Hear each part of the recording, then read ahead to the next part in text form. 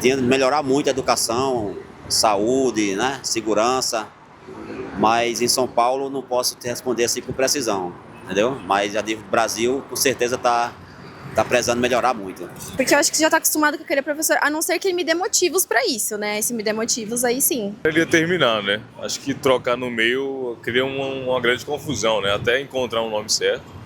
Creio que tem que continuar a gestão. Eu acredito que essa gestão tenha que ser terminada e aí tenhamos uma nova pessoa para nos guiar. Poder dizer que a educação de 2014 para 2025 mudou bastante e eu fico triste com isso. Afinal de contas, as crianças são o nosso futuro. São elas que vão estar sendo futuros presidentes, médicos, bastante profissionais. O governo, né, do Ministério de São Paulo, né, ele precisa ser melhorado, né? Eu acho que eles precisam dar uma atenção melhor à questão da educação aqui no Brasil. Acho que não, porque para você poder, tanto você mudar o conteúdo quanto a dinâmica de um professor para conseguir ensinar os alunos é muito complicado. Se já está ruim, a forma de ficar pior é maior. Para esse bate-papo, convidamos o professor Cláudio Marques Silva Neto. Ele é pedagogo, mestre, doutor e pós-doutor em educação pela Universidade de São Paulo e diretor da EMF Espaço de Bitita. E esse baiano de Caculé, desde março do ano passado, é um cidadão paulistano. Bem-vindo, professor Cláudio. Obrigado, Hélio. E sou um cidadão paulistano, inclusive por sua iniciativa, né, que aprovou na Câmara Municipal esse reconhecimento, inclusive pelo trabalho que a gente desenvolve na Escola Espaço de Bitita. Então é um prazer estar aqui novamente com vocês para poder esclarecer um pouco sobre esse assunto que está tomando aí dimensões gigantescas e a população precisa ser bem informada. Bom, e nós temos um quiz que a produção preparou para a gente testar os nossos conhecimentos sobre o que vamos conversar hoje. Solta o quiz aí.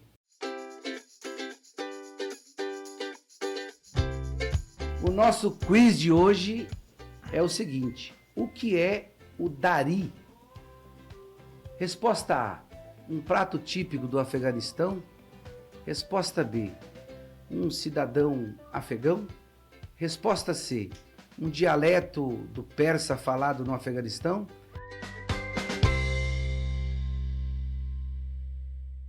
Bom, antes de começarmos a nossa entrevista de hoje, quero convidar vocês para assistirmos juntos uma matéria sobre a EMF Espaço de Bitita, que é o local de trabalho do professor Cláudio. Solta aí a matéria pra gente. O dia amanhece no Canindé, na região central. Hazen Hamid acorda.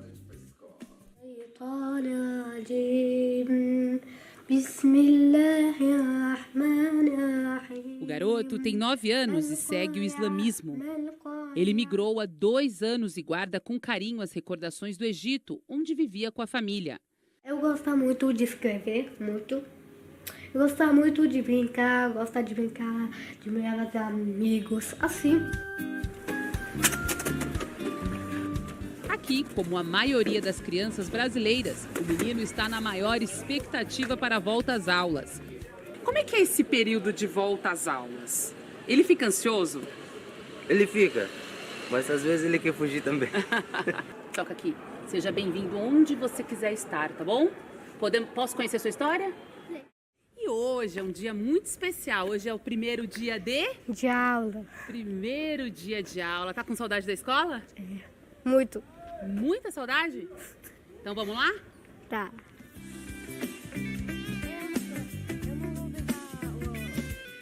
O mural colorido anuncia: esta é uma escola inclusiva. Aqui, pequenos cartazes trazem informações em árabe para facilitar a vida de Hazen. Aqui nessa escola, os imigrantes representam 37% dos estudantes. Até a placa da sala de aula tem indicação em diferentes línguas. Aê! A professora do ano passado da turma de Hazen é a Isabel Nardim. A criança ela acaba chegando e conquista o seu espaço. E o Hazen, assim, do início ao fim, ele conquistou o seu espaço, né? E no coletivo, ele é um menino muito querido por todos. O trabalho de educação para imigrantes é reconhecido no Brasil e no exterior. A partir de uma dinâmica que a gente faz, né, que é uma metodologia que é de apresentar o seu lugar de origem, então os estudantes que vêm de outros países, eles vão apresentar a sua cultura, de onde eles vêm, que cidade é aquela que ele morou ou que ela morou, né? E esse processo ele cria uma empatia entre as pessoas que moram aqui. A escola faz o acolhimento de todos os alunos. Eles comem um lanche e recebem as primeiras orientações do ano. A responsável pelo Rasen hoje é a irmã mais velha. O menino agora está no 4º ano. A nova professora da turma é a Juliana. Então a gente vai começar com essa dinâmica, depois eu vou passar os recadinhos burocráticos. Pode ser? Hora de reencontrar os colegas e também fazer novas amizades. Tempo de aprender e agradecer. Bom, de volta, professor Cláudio. Vimos uma matéria da Escola Espaço Ibitita, feita pela TV Cultura. E hoje a gente está sabendo que a Escola Espaço Ibitita está tendo o seu diretor afastado por causa da nota do IDEB. Eu acho que o centro da nossa conversa é isso. O que é essa nota do IDEB? Qual é a necessidade de usar essa nota? Essa nota é usada para fazer o quê? É para afastar a diretora? É para melhorar as condições da escola? Porque os pais devem estar em casa pensando o seguinte: olha, afastaram o diretor porque ele não atingiu uma nota. Então fizeram certo. É isso mesmo, professor Cláudio? Bom, na verdade não é isso, né, Hélio? É isso que o secretário municipal de Educação, Fernando Padula, né, e o prefeito da cidade de São Paulo, Ricardo Nunes, querem fazer a população crer, né? O que passa, na verdade, é o seguinte: o IDEB é um indicador, né, é uma nota que as escolas têm, né? E que aí, o que acontece? Ela não expressa a qualidade da educação que uma escola tem, né? O IDEB, ele é uma variável estatística. É um dado estatístico, é uma nota X. Só que, como qualquer variável estatística, o que acontece? Ela apresenta um problema, mas ela não explica esse problema. Ela não descreve as razões pelas quais as escolas teriam aquela nota.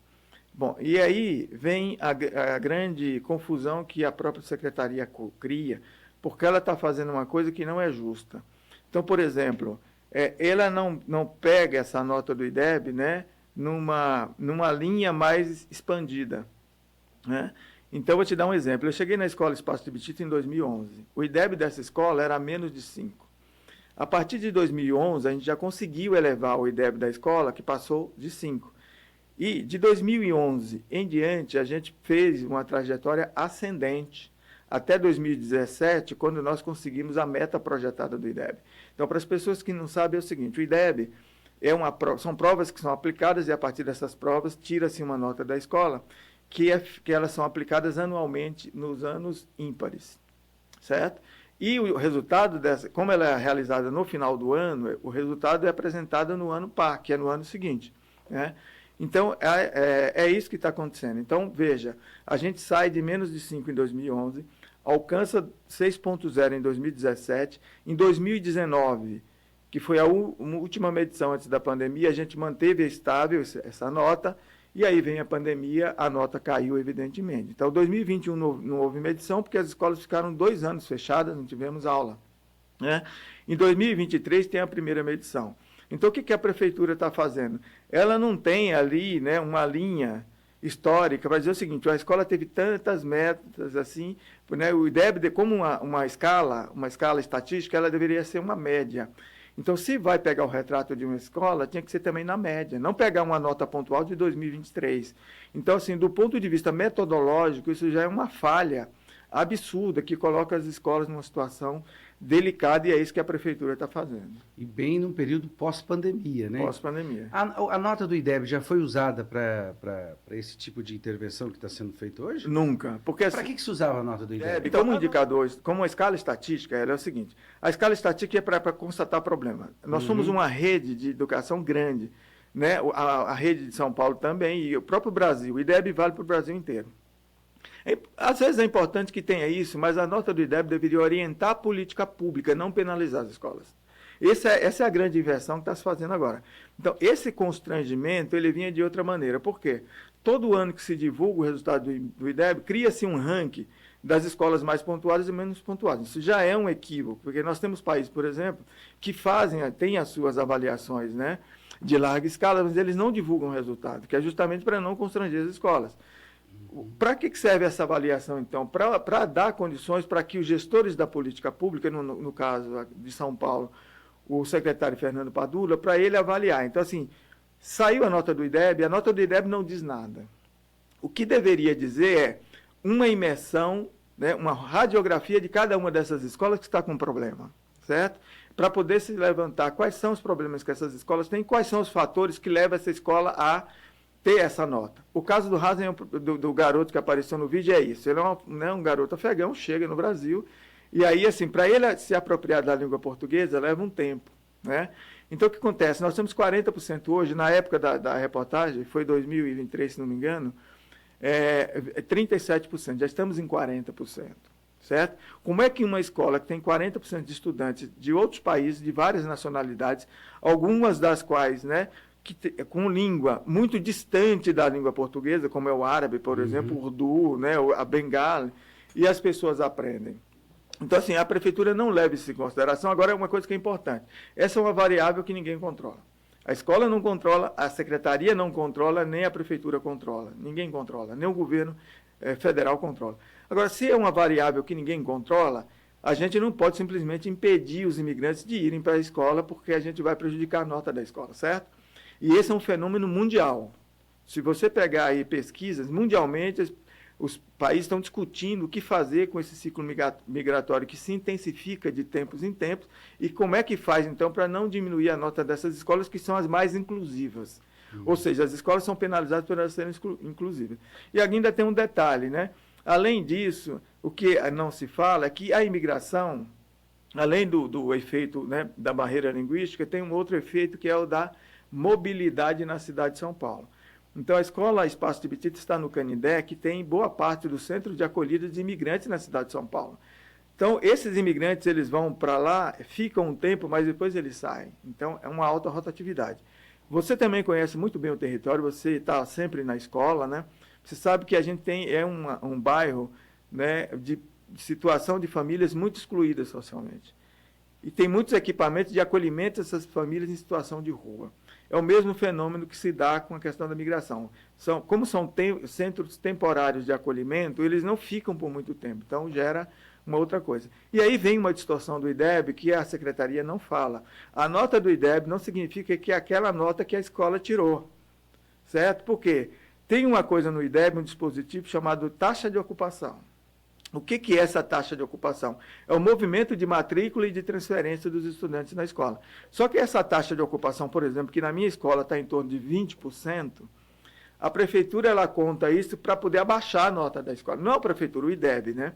O IDEB conta essa taxa de ocupação para baixar a nota da escola. Ora, deveria ser o contrário, deveria ser um fator ponderador, né? Bom, se a gente tem uma escola que está no lugar de alta vulnerabilidade e de alta rotatividade dos estudantes, então, se a gente sabe que os estudantes não estão mudando de escola o tempo todo, porque as famílias estão insatisfeitas, a escola não presta um bom trabalho à comunidade, poderia ser um motivo justo, mas não é o caso. As famílias se movimentam muito, porque essa é uma característica da migração de famílias acolhidas temporariamente.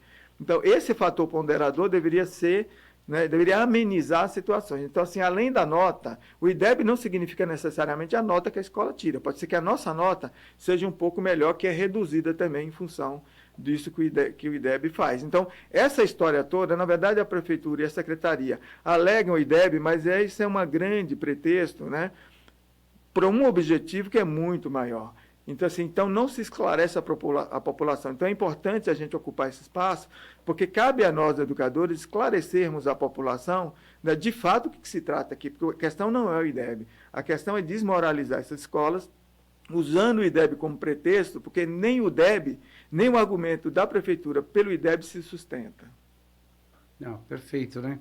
Eu ia fazer essa pergunta, mas você acabou respondendo para a gente saber Dentro desse município que é gigantesco, que vai de Parelheiros com 12 tribos, com 12 etnias indígenas, né, em contexto rural, e 12 mil indígenas em contexto urbano, é uma cidade muito diversa, muito grande. E o Espaço de Ibitita está localizado num território que do que eu conheço e do que eu escuto você, Cláudio, é completamente diferente de qualquer outro. Né? Não dá para você aplicar no Espaço de Ibitita a mesma regra que você aplica em nenhuma outra escola do município, que seria até injusto com outra escola, né? Porque pela diversidade que é a escola Espaço de Ibitita. E você falou em um propósito a mais disso. As suas explicações são muito claras. Eu acompanhei a sua entrevista pela CBN, muito claro, assim. Chega até a gente insinuar o ridículo que a prefeitura fez com relação a essa movimentação, porque não se sustenta nenhum argumento, não existe argumento que sustente tamanha barberagem que a prefeitura fez com relação a essa intervenção em todas as escolas, mas inclusive no Espaço de Ibitita. O que está por trás de tudo isso? O que está se armando por trás dessa questão, dessas intervenções que estão sendo feitas nas escolas, usando a justificativa, que aqui é bom falar, que para o cidadão comum, ele acha que está sendo, olha, que bom que estão corrigindo os alunos que estão indo mal em português, matemática, como você falou, como é que um aluno que fala persa, né? Quer dizer, como é que esse processo de formação ele se dá, em que tempo que é necessário para a gente saber se ele... Né? Eu estou fazendo inglês já faz uns 40 anos, viu, professor Cláudio? Até hoje não saí do verbo to be, eu acho que tem vários também que estão nessa. O que está por trás dessa jogada na sua avaliação? Então, eu vou até voltar um pouquinho antes, até chegar, né, no motivo real do que está por trás desse processo todo, que se deflagrou, né, a partir do dia 21 de maio. Primeiro, assim, o prefeito e o secretário estão justificando que os diretores que estão há mais de 4 anos nas escolas, eles pegam um recorde de 2023, que é a única nota, o único retrato, dizendo assim, esses diretores estão há mais de 4 anos nas escolas, né? Há pelo menos 4 anos, então eles têm que sair para dar lugar para outro. Ou seja, primeiro que pegam o dado de 2023 e não fazem uma linha do tempo. Então, assim, justamente o que fez com que a nossa escola, né, tivesse um crescimento progressivo do IDEB foi justamente a permanência do diretor na escola e dos profissionais da escola. Então, aí já é, inclusive, um dado que não se sustenta, é absurdo e contraditório, né? Um paradoxo mesmo. Assim, não tem como pensar em alteração da nota nesse sentido, nessa linha de tempo com essa nota de corte. Primeiro que o nosso IDEB já era muito grande. Segundo, o IDEB também, e aí não se fala, porque muitas vezes essas avaliações elas não medem a nota do aluno naquela determinada prova, no sentido de captar qual é o conhecimento do conteúdo da disciplina. Eu vou dar um exemplo também de uma aluna afegã, da última avaliação que teve na escola, agora em 2024, no final do ano de 2024. Uma garota afegã do 9º ano entrou para fazer a prova de matemática, só que ela tinha chegado na escola há poucos dias, né? E aí o que acontece? A orientação você não pode ler a prova para o estudante e a prova não pode ser traduzida. E aí, resultado, a garota sai chorando da sala, querendo fazer a prova, e ela dizia, né, na língua dela, mas eu sei matemática, eu quero mostrar que eu sei matemática, eu só não sei a língua de vocês. Certo? Então, mesmo essas disciplinas, por exemplo, a avaliação de IDEB, ela não quer saber, na verdade, o conhecimento curricular que o estudante tem em determinada matéria. Ela quer saber primeiro a língua. Então, assim, por que não fazer uma prova de matemática traduzida, por exemplo? Se eu quero medir o conhecimento dessa aluna afegã em matemática, por que não traduzir a prova na língua dela em matemática, pelo menos no período, né? Não precisa fazer isso o resto da vida, porque ela tem que aprender português. Mas se ela é uma recém-chegada, ela poderia ter esse direito. Então, até esse desvio no IDEB, ele, assim, falta sustentabilidade para o IDEB. Agora, qual é o fim? Qual é o objetivo? Na verdade, a gente sabe, né? O objetivo disso tudo é justificar uma privatização da gestão das escolas, que não é uma novidade, isso já está acelerado no estado de São Paulo, né? Então, o governo do estado de São Paulo tem feito isso, privatizado, militarizado as escolas. Você sabe que tem um processo aí, né, que já está muito acelerado. O estado do Paraná está fazendo isso, Santa Catarina faz isso, Minas Gerais, estados do Nordeste também estão fazendo isso. Por quê, Hélio? Porque a educação, a gente sabe que das pastas dos setores sociais é aquela que mais tem recurso. Então, querem fazer da educação aquilo que fizeram com a saúde, né? Hoje a saúde não tem mais saúde pública praticamente, né? O recurso é público, né? O direito subjetivo é público, mas a saúde ela é administrada por organizações sociais, por ONGs e tal. Então, o que acontece? Os profissionais da saúde hoje são muito mal remunerados, eles também não param no seu local de trabalho. Então, uma família, por exemplo, lá da minha escola, que vai usar o BS do Pari, tem um psicólogo hoje, a criança passa, daqui a 3 meses já mudou, porque não tem como ficar. Então, querem fazer a mesma coisa com a educação, pegar os recursos da educação pública e transferir para o setor privado. E é uma justificativa bem grosseira que eles estão fazendo com relação a essa intervenção. Tem uma coisa, Cláudio, que me chamou lá, professor, na visita que eu fiz, que são os cursos que são dados tanto à EJA à noite, como os cursos de línguas para os estrangeiros. E os afegãos, né, foi o que eu conheci mais. Assim, qual a importância disso? Né? Porque o seu filho está numa escola... se você chega recentemente refugiado, que é uma situação muito complicada. E aí o seu filho está na escola e a escola, o espaço de Bitita apresenta uma possibilidade de também alfabetizar os pais. Vocês foram penalizados por causa disso também? É isso. As escolas que promovem a inclusão estão sendo penalizadas. O que a gente faz? Por que nós temos tantos projetos na escola? Mais de 20 projetos. Porque a gente olha para a nossa realidade e é o seguinte, quais são os problemas que a gente tem. Então, a gente precisa criar mecanismos e condições para que as famílias e os estudantes superem essas dificuldades. Então, o curso de português para migrantes, por exemplo, né, que é o Bitita Imigrantes hoje.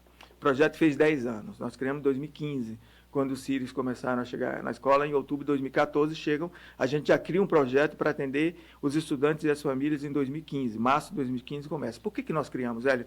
Porque a gente sabe que não basta a criança, por exemplo, síria, que fala árabe, uma língua muito distante da língua portuguesa, ir para a escola, tentar aprender o português, voltar para casa e falar árabe o tempo todo. Nós temos também que alfabetizar as famílias na língua portuguesa, percebe? Então, nós aumentamos o dinamismo da aprendizagem. Então, isso é uma coisa calculada. Esse é o projeto da escola. E é isso que a gente faz há 10 anos. É um projeto sólido, né, que está no Brasil inteiro hoje, porque também tem aulas online. A gente tem, por exemplo, na questão da pobreza e do acesso, a gente sabe que os estudantes das classes populares, para eles ascenderem à universidade pública, eles precisam passar por boas escolas de ensino fundamental e ensino médio. Né? Então, a gente sabe que são poucas as escolas, por exemplo, de ensino médio técnico na cidade de São Paulo. Então, nós temos um curso de 2 anos para preparar os nossos estudantes para entrar nas escolas técnicas, né? E também não é para que eles sejam bons técnicos e possam ir para o mercado de trabalho. É para eles ascenderem também a educação superior, porque a gente sabe que os estudantes que fazem escolas técnicas de nível médio, elas têm mais chance de ingressar na universidade do que, inclusive, estudantes de escolas particulares de alto prestígio ou de ponta. A gente faz isso. Então, quando eu chego em 2011 na Escola Espaço de Bitita, para você ter uma ideia, o Instituto Federal de Educação, Ciência e Tecnologia de São Paulo, que é do lado da escola, a gente não tinha nenhum estudante egresso da escola que estudava no Instituto Federal fazendo escola técnica. Hoje nós temos dezenas, passaram centenas já de estudantes, e eles estão ascendendo à universidade, USP, Unicamp, Unesp, Federal de Santa Catarina. Então, é isso que a gente faz. Então, assim, o IDEB é outra coisa também que a prefeitura tenta colocar como verdade e não é verdade. O IDEB não é sinônimo de qualidade de ensino. O IDEB não é sinônimo de qualidade da educação que se realiza dentro de uma escola. Então, essa qualidade se faz pelos projetos que a gente tem. Então, nós temos inúmeros projetos. Na EJA que você citou, por exemplo, nós temos 65 mulheres trans esse ano, estudando na EJA. Terminamos dezembro com 85 mulheres trans. Aí podemos falar, mas diminuiu. O que aconteceu? Porque elas estão se formando. Elas estão indo embora, estão no Instituto Federal fazendo curso técnico. Começou com uma, né? Começou com uma, né? E aí, por que começou com uma, né? Já que você tocou. Porque a gente, assim, quando é uma escola inclusiva, né? E eu tenho um princípio na minha atuação como gestor, que é o seguinte, não basta uma escola ser democrática, ela tem que promover a democracia. O que significa isso? Nós olhamos para a nossa EJA, que são os alunos mais pobres, mais excluídos, nós temos 50% dos estudantes da nossa escola está cadastrado no CAD único, recebem Bolsa Família. Na EJA são pessoas em situação de rua, pessoas desabrigadas, mulheres trans, assim. Agora, por que nós começamos com as mulheres trans, Hélio, porque a gente olha assim e fala, o que está faltando na nossa diversidade que ainda não está representado aqui? Em 2019, quando a gente abriu a educação dos jovens adultos, nós nos fizemos essa pergunta. Faltavam aquelas pessoas mais discriminadas, que sofriam mais violências na sociedade, que eram as mulheres e os homens trans. E aí o que aconteceu? A gente não tinha. O que meu assistente, que cuida da EJA, que é o César Sampaio, falou, Cláudio, nós vamos ter que ir atrás, vamos lá. Descobrimos a Casa Florescer, lá na Luz, fomos lá conversar com a diretora, ela conversou com as mulheres trans, as mulheres falaram, olha, a gente é muito discriminado na escola, a gente não vai dar certo, vocês estão aqui chamando a gente, mas a gente não quer. Por sorte, ou por azar, mas eu acredito por sorte, pela condição histórica, né? Tinha uma mulher trans de quase 40 anos, que ela nunca tinha ido à escola, nunca tinha estudado, era analfabeta. Ela falou o seguinte, eu vou fazer o teste, então eu vou lá com vocês, se for bom, as meninas vão saber. Ela se matriculou em março de 2019, fechamos o primeiro semestre de 2019 com 20 mulheres trans. Né?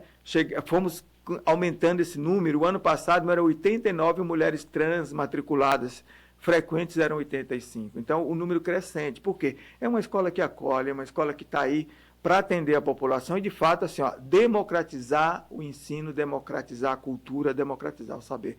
Mas da forma que a Prefeitura e a Secretaria Municipal de Educação estão apresentando um problema, é um linchamento, um processo público de desqualificação de um trabalho que é muito qualificado. E da forma que a Prefeitura e a Secretaria estão fazendo, não revela absolutamente nada do que se faz nessa escola. E se a Secretaria quisesse fazer um recorte, não poderia pegar só o ano de 2023. Fizesse, né, a linha do tempo de quando esses diretores começaram a elevar o IDEB dessas escolas que já atingiram a meta do IDEB. Então, a nossa nota do IDEB não é só 4,8. É 4,8 depois da pandemia. 4,8 depois do fator ponderador da taxa de ocupação, que diminuiu a nossa nota. É 4,8 depois de 2 anos de pandemia com crianças fora da escola. Então, tem inúmeras variáveis que não estão levando em conta para desvendar o que está por trás dessa nota de 4,8. Mas o nosso secretário talvez não saiba, mas se ele perguntasse para os educadores da rede, que são muito bem formados, têm trajetória na pesquisa, nós poderíamos esclarecer e ajudar a resolver o problema. E esse processo formativo que estão propondo para vocês, para os diretores da escola, que processo é esse para a gente entender uma pessoa com a qualificação que você tem, pedagogo, com mestrado, com doutorado e pós-doutorado na uma das melhores universidades do Brasil, que é a USP. O que tem de conteúdo, de proposta curricular, de quem é que vai dar esse curso? Como é que pode uma pessoa com essa qualificação ser chamado para um curso dessa forma? Na verdade, não tem curso, viu?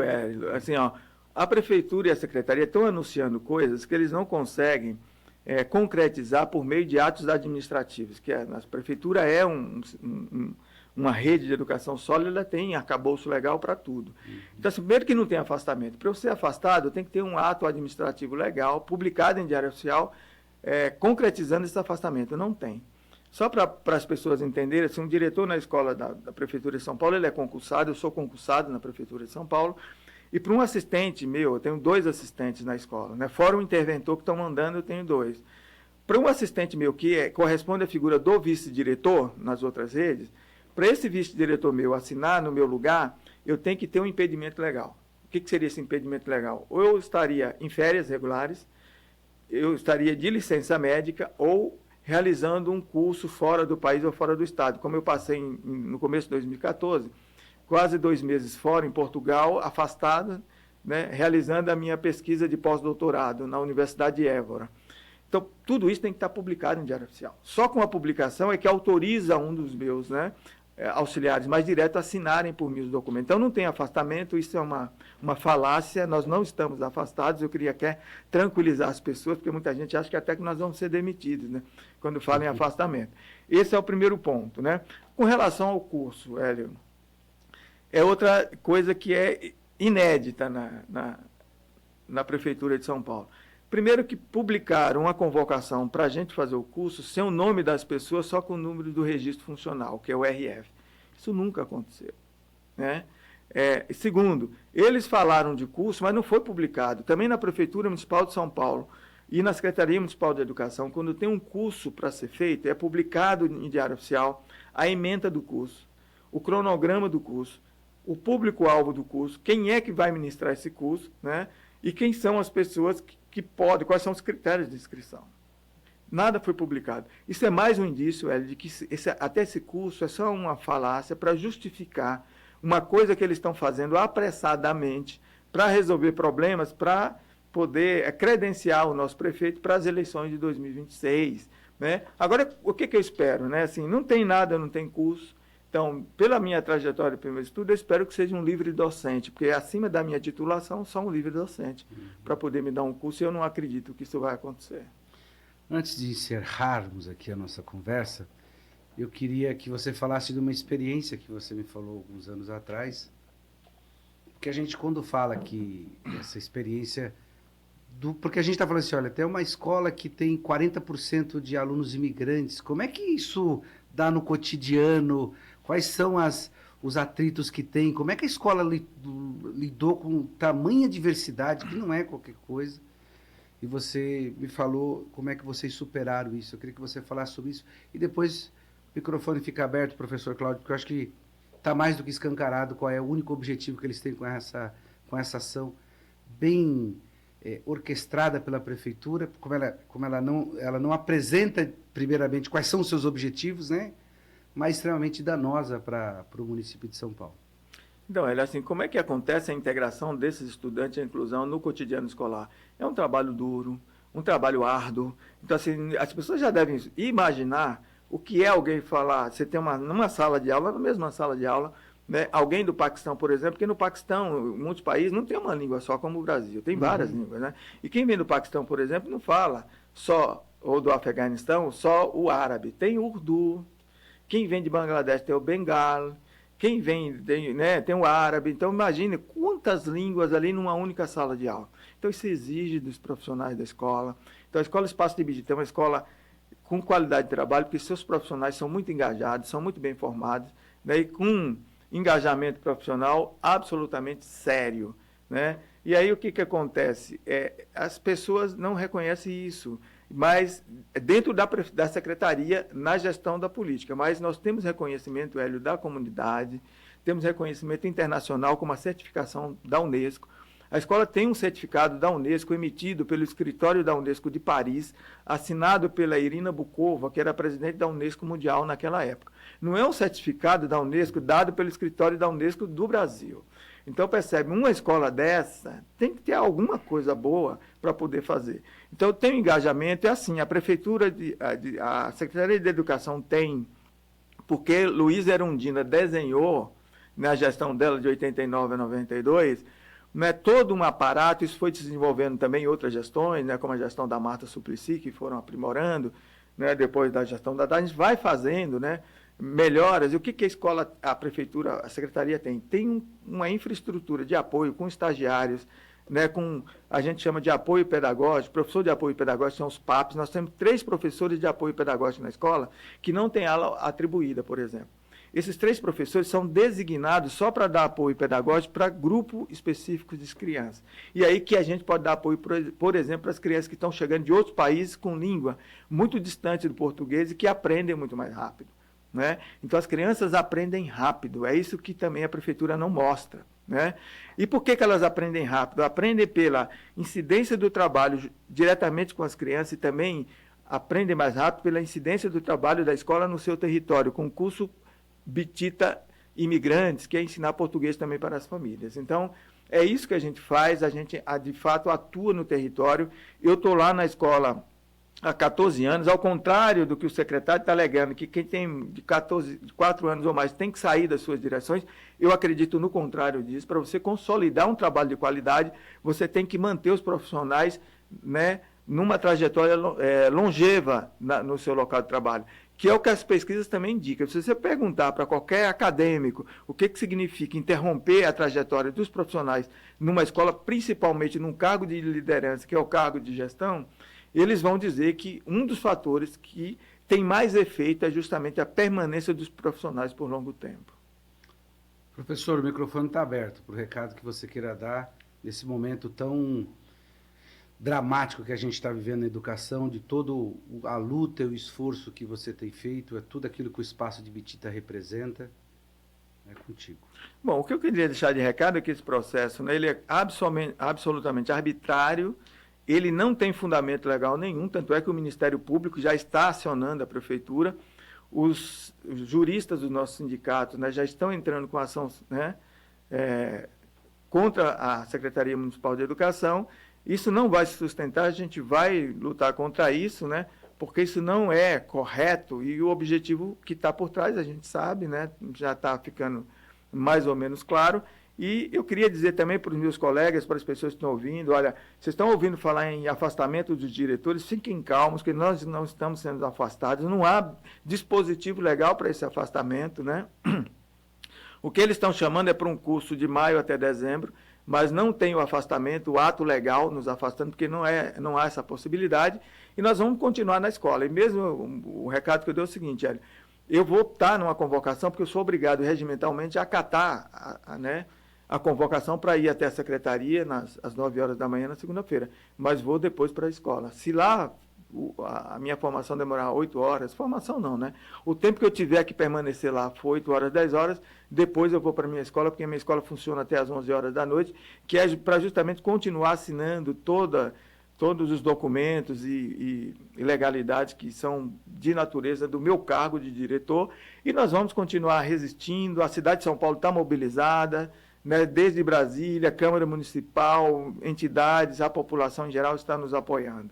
E é isso que eu queria dizer, a escola pública tem qualidade, ela é fundamental para a democracia, e é o que a gente está fazendo aqui, sustentando a democracia e derrotando aquilo que é, de fato, com a intenção de acabar com a escola pública e dificultar a democracia na sociedade brasileira.